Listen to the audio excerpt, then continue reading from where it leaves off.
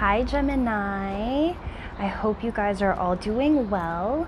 This is going to be a general collective reading for all Gemini signs, sun, moon, and rising for the month of August. As usual, if these messages resonate with you, please make sure you hit that like button, you subscribe to my channel, and you hit that notification bell so you will be told every single time I drop another video. If they don't resonate right at this moment, please make sure you check out your moon and rising sign videos for additional messages, or check back at a later date because these messages may resonate with you then. We are going to be using the Light Series Tarot deck to get your messages for the month of August, clarifying with the same deck as well. Okay, one more shuffle. All right, let's see what is in store for you, Gemini signs.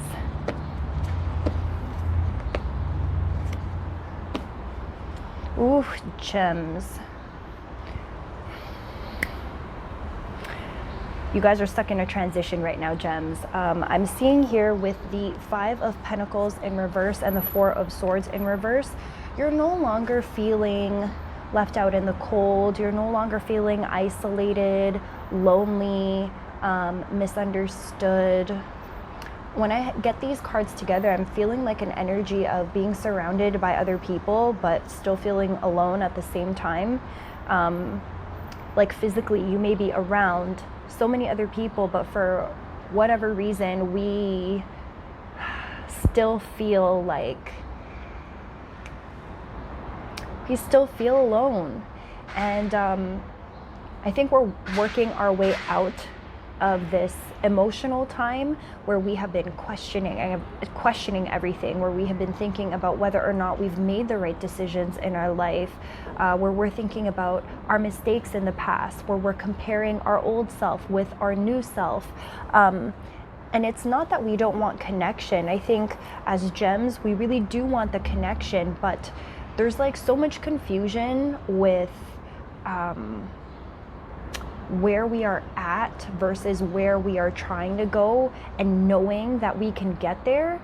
But I really feel like we are standing in our own way. And I think a lot of the energy that's in these two cards is deeply rooted in past trauma. Like, I'm talking way back when, type of trauma that's kind of just built up over time that we haven't necessarily healed completely, and that seems to follow us every time we try to start brand new.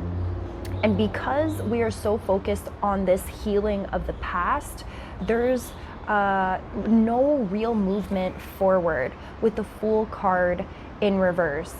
As much as we want to fast forward our healing, as much as we want to get to that end destination where we can be united with the love of our life, where we could have that dream job that we've been imagining and trying to manifest for so long, this idealized, almost romanticized version of our life, we can't get there because we're so focused on the thing from back then. There's like a hypersensitivity, a hyper focus on past right now. The loneliness that I think a lot of Geminis are afraid of, this innate fear. It almost seems like an innate fear that no one will ever get it. No one will ever get us. Like a perpetual loneliness. And I think that is what's going to be key in terms of stepping outside of our perceived reality and really seeing ourselves as like autonomous individuals who can be like the magician and create whatever life that we say we want. I'm also getting like a lot of imposter syndrome from all of this as well. If this is like a business thing, it's like, get off of that. You are worthy, you're good enough to do what you say that you want to do. But again, some past hurts, people who have made you feel really crappy about yourself. This could have been from your childhood, could have been from like old family members, old friends, people who knew exactly what to say to make you doubt yourself. You're like facing old demons right now. And again, that's what's stopping you from having a new beginning, and that's what's stopping you from being able to plant these seeds. I think for a lot of us, we have so many ideas, and we like to start all these projects, we like to start all these initiatives. Now, these ideas might sound good in our mind and on paper, but then when it comes to like being in action about it, if it doesn't continuously light us up, we lose our motivation to keep it going. And I think we're seeing that a lot right now in business. We're seeing that a lot right now in love, like this initial spark, but then the flame dies out so quickly. So there is a question here as well about sustainability, and if the lack of sustainability in these passion projects, in these relationships, in these new beginnings, these seeds that we keep planting, why is it that we can't just keep it going? Why? It's like, what are we doing? Is this a case of self-sabotage? Are we starting projects that, again, are great in theory, but don't actually light us up fully? Like if it's one thing to have like an idea book, but Geminis, I'm really feeling like you don't just have one idea book. You have like multiple idea books for various aspects of your life. Which can be great. It could be a great space to draw inspiration from, but if you're leading your life that way, I can definitely see how this could lead to a space of disillusionment, of despair, of disappointment, because there's just so many. And I think that also pinpoints our like fear of failure. It's like we set ourselves up because we have so many ideas, because it's impossible to have all of these ideas be fruitful, all of these desires be attainable, like the multitude of possibilities is great, but on the other hand, it's what causes us to romanticize life and then be disappointed when it doesn't happen that way. We have the Death card to clarify the Fool in reverse. We are going through a deep transformation. This is exactly what I'm talking about. You are not the same person you used to be, Gemini. And this is not even just like a superficial transformation where like, oh, I'm just gonna change my job, or I'm just gonna dress differently today, or I'm just gonna change my diet today. We're no longer concerned with our books of ideas. Our transformation is lying in like the foundation of who we are, the core of who we are, the way that we see ourselves, our reflection in the mirror is changing.